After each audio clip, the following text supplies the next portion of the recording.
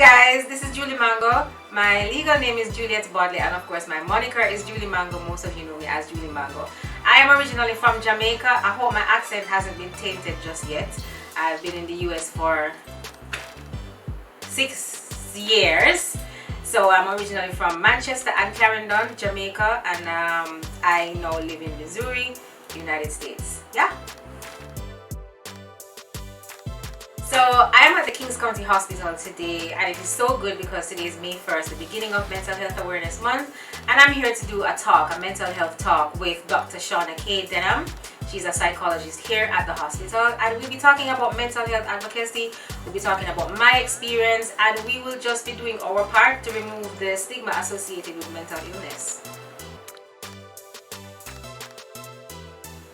I mean, to tell the truth, humor only helps with your mental health and your well-being when you are okay. What I mean is that when you have, and I always have to make this point, when you have a mental illness or when you have a mental health issue, it is important for you to do the hard work and the therapy work or whatever kind of work you need to do to heal yourself from that mental illness. Because comedy is my hobby, it is my talent. But when you have a mental health issue, you can't really effectively use your talent or enjoy your hobbies unless you are okay. A prime example I use for that is look at Robin Williams. Excellent in his talent, excellent at his craft, yes, and he was doing it. It's not like he wasn't doing it, yet still he took his life, unfortunately.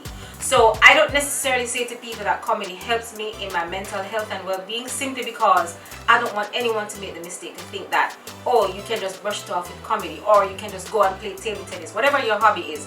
I don't want anyone to make the mistake to think that you can brush off a mental illness by engaging in your hobby. However, once you are okay, your hobbies, engaging in your hobbies, and for me, my hobby is comedy. Engaging in comedy helps me to sustain being okay and to just continue being okay. So what makes my comedy resonate so strong in the Caribbean community? The truth is, surprisingly, it seems like we all lived the same lives, right? When I was a child growing up, yes, the internet would have existed in the 80s and the 90s, I suppose, but in Jamaica and in the Caribbean, we didn't really have that. And so there wasn't much knowledge, apart from your neighbor across the road or Sister Pam's son at the church or at school. You wouldn't really know that you're all living the same lives. In Jamaica, you wouldn't know that some stranger in Trinidad is going through the same thing as you. Some stranger in Anguilla going through the same thing as you. And so when we come of this type of age now, the information age, where we can, sit down and watch someone else tell out their story in another country, you realize that, hey, we have the same, we had the same problems, we had the same trauma, we had the same issues, we lived the same lives. And that's why it kind of resonates, because of this stark difference with how we were not knowing what's going on elsewhere as to now. And then it's like, when I put something out, persons can say, oh my gosh, my mom did that, oh my gosh, that happened to me. And so that's why I think it resonates.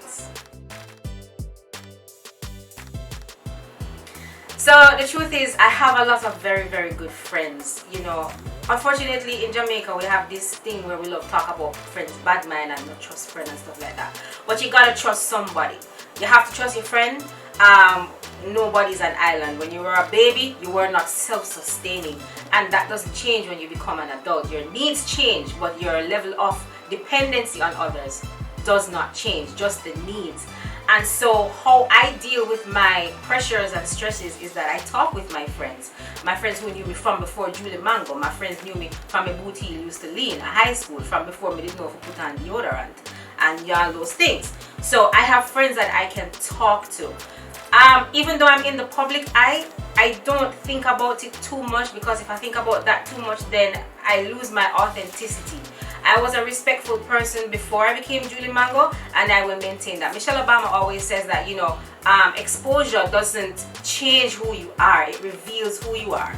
So I just try to keep who I am from the beginning and just maintain that, and just try not to think that, oh my God, I'm in the public eye. I just try to be who I am. If I have an issue, I talk with my friends. That's really what I do. A memorable moment for me when comedy helped someone. The truth is, the most memorable thing for me, a lady, She just did surgery and she had stitches in her tummy, and she messaged me from her hospital bed. She messaged me on Instagram on her hospital bed saying, Julie, please block me because my stitches are brand new and I'm feeling down, and I always check your page when I'm down, and if you put something, I'm gonna laugh and bust out the stitches. So I'm asking you please to block me and then unblock me in about 3 weeks when I come out of the hospital. Well, of course I didn't block her or anything, but I just thought it's so funny, and that really blessed me. And that is really what showed me that I do, the comedy by God's grace impacts people.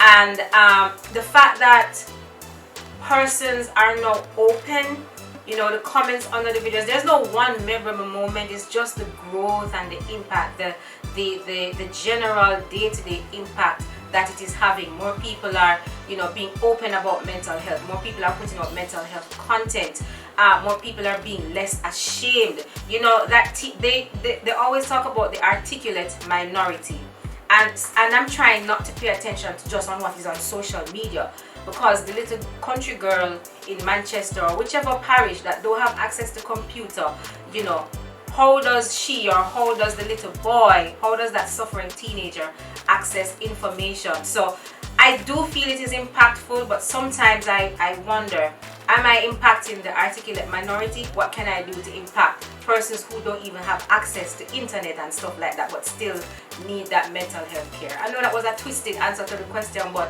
I have to talk what in my mind and sit.